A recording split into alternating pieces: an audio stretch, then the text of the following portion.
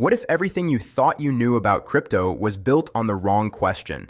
Most people are asking which coin is going to pump next, but the people quietly moving trillions of dollars are asking something completely different. They're asking which network is going to become the backbone of the global financial system. And that single shift in framing changes everything. Because if they're right, then the next decade isn't about trading. It's about infrastructure. And infrastructure doesn't care about your entry price. It doesn't care about your sentiment. It doesn't care about the chart. Infrastructure just needs to work. And the institutions that are quietly building right now understand that better than almost anyone talking about crypto on the internet today. Raoul Pal, one of the most respected macro analysts in the world, has put forward a prediction that the total crypto market could reach $100 trillion by 2032 to 2034. Now, before you assume this is just another number thrown around to get clicks, let's actually look at the reasoning behind it, because the model he's using isn't based on hype. It's not based on vibes. It's not based on what someone posted on Twitter at 2 in the morning. It's based on how networks grow over time. Metcalfe's law, which has been used to model the growth of Google, Facebook, and the NASDAQ itself, suggests that the value of a network grows exponentially as more participants join it. The more nodes, the more connections. The more connections, the more value. When you apply a logarithmic regression channel to Bitcoin's market cap over its entire history, you get a curve. And that curve, if it holds, points toward that 100 trillion figure within the next decade. That's not a guarantee. That's a model. And models can be wrong. They can break. External shocks can invalidate them entirely. But the underlying logic is not irrational. And that distinction matters enormously when you're trying to think clearly about where this space is actually going versus where people want it to go. The reason most people miss what Raoul Pal is actually saying is because they hear a big number and they immediately translate it into a personal profit fantasy. That's not the exercise. The exercise is understanding adoption curves. Every major technology network in modern history followed a similar path.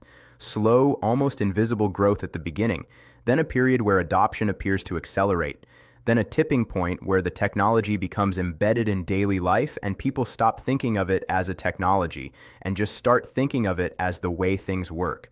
That's the crypto endgame that serious analysts are describing, not a world where everyone is checking price charts, a world where people are using distributed ledger infrastructure without even knowing it, where stablecoins move through apps like X and Meta the same way a text message moves today, where settlement happens in seconds and nobody thinks it's remarkable because it just works. That is the $100 trillion scenario, and it has nothing to do with which influencer is shilling which altcoin this week. Now here's where it gets interesting, and where most retail conversations miss the point entirely.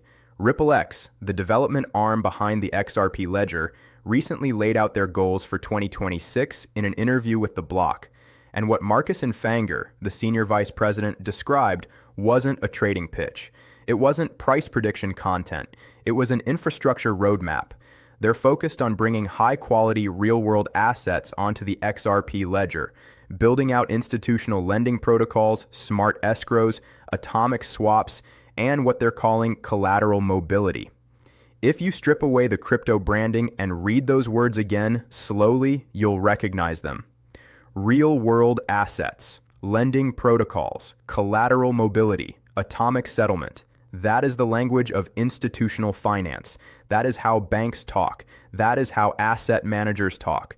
That is how clearinghouses and settlement systems describe their core operations. The question worth sitting with is not whether XRP goes up next month. The question is whether these tools, if they're built and adopted as described, could become part of how financial institutions actually move money, manage collateral, and settle obligations at scale. What RippleX is describing when they talk about institutional DeFi is essentially an attempt to take the most useful primitives that decentralized finance developed in the last few years and make them compliant, permissioned, and reliable enough for institutions to use without regulatory exposure. Lending protocols on a public ledger. Smart escrows that execute automatically when conditions are met. Atomic swaps that eliminate counterparty risk by making the exchange of assets simultaneous and irreversible. These are not new ideas in finance. They are very old ideas. The innovation is doing them on programmable infrastructure that doesn't require a phone call to a relationship manager and 3 days of settlement time. When you understand it that way, the conversation shifts. It's not about crypto versus traditional finance anymore. It's about which version of financial infrastructure wins the next 30 years. Ripple's stated long-term goal has never been to replace Bitcoin or win a retail trading contest. From its earliest days, the company's pitch to the market was simple. Banks have legacy systems that are slow, expensive, and fragile. We can replace them. The original use case was cross-border payments, the kind that take 3 to 5 business days and cost fees that disproportionately hurt the people who can least afford them. Ripple built technology that could do the same thing in seconds for fractions of a cent. That was the vision. And over the years, the infrastructure layer they've been building has gotten significantly more complex and more ambitious. They've added custody services. They've built wallets as a service. They are actively pursuing an OCC bank charter, which would give them the regulatory standing of a nationally chartered bank in the United States.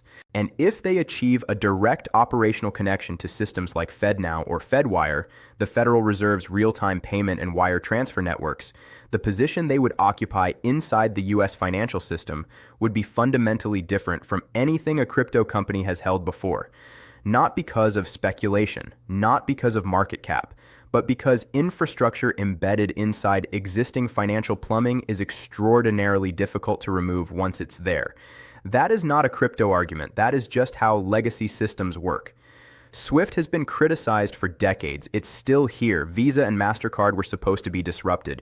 They're still here. Ripple is making a calculated bet that they can become the new default before the old default figures out how to modernize itself. XRP itself has been positioned since its earliest days as a bridge asset, not a store of value in the way Bitcoin frames itself, not a smart contract platform in the way Ethereum does.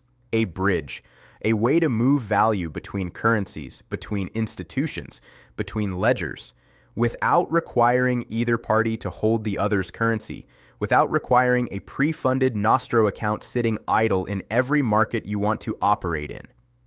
For correspondent banking, that pre-funding problem is a multi-trillion-dollar inefficiency. Money that could be deployed productively is instead sitting in accounts around the world just to enable transactions. If XRP or any neutral bridge asset can reduce that burden, the financial case is real regardless of what the price is doing on any given day. In a world where financial markets are increasingly tokenizing everything from treasury bonds to real estate to private equity, the need for a neutral settlement and liquidity layer becomes structurally more relevant over time, not less. Whether XRP fills that role at scale is still genuinely an open question. The technology may support it. The regulatory clarity may eventually arrive, but execution, adoption, competition from other networks, and the very real possibility that banks build their own closed versions of this infrastructure are all factors that matter, and that no honest analyst can simply wave away. Raoul Pal's macro argument isn't just about XRP or any single asset. It's about a generational shift in how capital flows through the global economy. Sovereign wealth funds in the Middle East, entities managing hundreds of billions of dollars on behalf of entire nations, are actively investing in blockchain infrastructure, not just as a speculative bet on Bitcoin as a reserve asset, but as part of building out government financial rails, public sector payment systems, and entire economic zones on distributed ledger technology. Abu Dhabi, Saudi Arabia, Qatar. These are not places experimenting with crypto because they saw something on social media. These are state actors with long planning horizons making strategic infrastructure bets. At the same time, major consumer platforms are integrating stablecoins. Meta has revisited digital payments infrastructure. X, under its current ownership, has been explicit about building out financial services. The on-ramps are being constructed from multiple directions simultaneously. Institutional custody is becoming standardized. Prime brokerage for digital assets is emerging.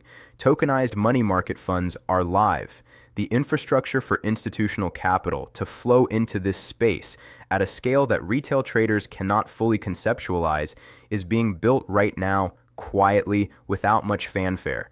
because the people building it don't need retail excitement to do their jobs. That brings us to something most YouTube crypto content will not tell you directly, at least not plainly.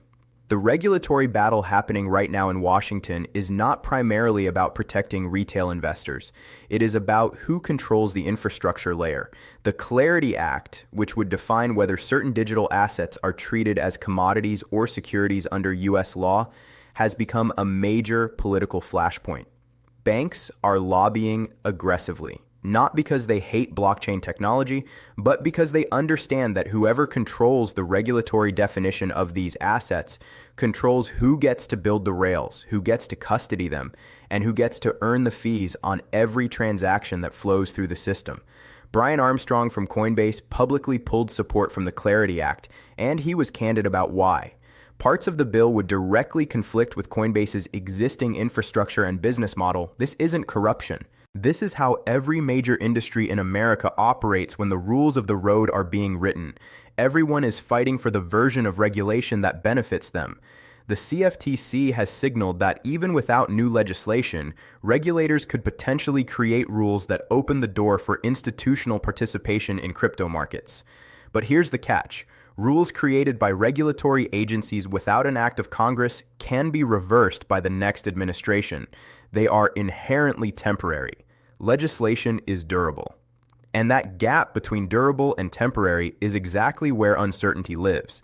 And uncertainty is a tax on every business trying to build long-term infrastructure in this space. And here's the part that almost never gets said clearly enough in this space. And it needs to be said because a lot of people are making financial decisions without fully understanding the environment they're operating in. If you are a retail trader participating in crypto markets, you are not competing against other retail traders who are also guessing. You are competing against trading desks with hundreds of millions in capital. You are competing against firms with proprietary data feeds that see order flow before you do. You are competing against algorithmic execution systems that can enter and exit positions in microseconds. You are competing against teams of analysts, risk managers, and quants whose entire professional existence is dedicated to finding the edge in exactly the market you're casually participating in. When prices move violently and liquidations cascade in sequence, wiping out leveraged positions up and down the book, that is not random volatility. It is the natural and predictable result of a market where depth is shallow, where funding rates create exploitable imbalances, and where the largest players have every structural advantage over smaller participants. This is not a reason to avoid the space entirely. It is a reason to be brutally honest with yourself about what you are actually doing and why. Speculation and infrastructure investment are two completely different activities. Long-term conviction in a thesis about financial infrastructure is one thing. Trading leverage on short-term price movements in a market dominated by professional desks is a very different thing. Conflating those two activities is where a lot of people quietly lose significant amounts of money while telling themselves a story about being early to something important. The macro environment adds another full layer of complexity that even serious analysts are openly struggling to navigate right now. Interest rates, inflation, oil prices, and geopolitical tension are all live variables with real consequences for risk assets. The widespread expectation in markets has been that the Federal Reserve would cut rates, that cheaper money would flow into risk assets, and that this would extend the current cycle. But that expectation is conditional. If inflation ticks back up, whether from rising oil prices driven by instability in the Middle East, or from domestic supply-side pressures, or from tariff-driven cost increases working through the economy, the Fed's ability and willingness to cut rates gets constrained. The parallel to 2017 is worth taking seriously. That was a year where expectations about monetary policy shifted mid-cycle, and the dynamics of capital flows changed in ways that many participants didn't fully anticipate until after the fact. Oil prices are not a side conversation. They are a direct input into inflation calculations, and inflation is the single variable that most directly controls whether the interest rate environment that risk assets are hoping for actually materializes. Geopolitical stability in oil-producing regions is therefore a macro input for crypto markets in a way that seems counterintuitive until you trace the chain of causality. Instability pushes oil prices up. Higher oil prices feed into inflation. Higher inflation reduces the probability of rate cuts. Fewer rate cuts means tighter financial conditions. Tighter financial conditions are historically unfavorable for speculative risk assets. The chain is long, but it's coherent. And dismissing macro as irrelevant to crypto is a position that history has repeatedly and expensively punished. There's one more thing worth addressing, and it's about the nature of cycles themselves. Every major crypto cycle has been accompanied by a dominant narrative. In 2017, it was ICOs and the idea that every industry would be tokenized immediately. In 2020 and 2021, it was DeFi summer, followed by NFTs, followed by the metaverse. Each narrative attracted capital, and each one eventually ran into the gap between what was promised and what was actually built and used. The current cycle's dominant narratives involve real-world assets, institutional adoption, and infrastructure. Those narratives are more grounded in observable reality than some of their predecessors. Tokenized treasuries actually exist. Institutional custody actually exists. Stablecoin payment volumes are measurably growing. But the distance between promising infrastructure and infrastructure that is actually running at the scale required to justify the valuations being placed on it is still significant. The honest position is that the thesis is directionally plausible, the execution is partially underway, and the timeline and ultimate scale remain genuinely uncertain. Anyone telling you differently is either lying or has access to information that doesn't exist yet. If the next decade is really about rebuilding financial infrastructure on-chain, the question may not just be which assets succeed.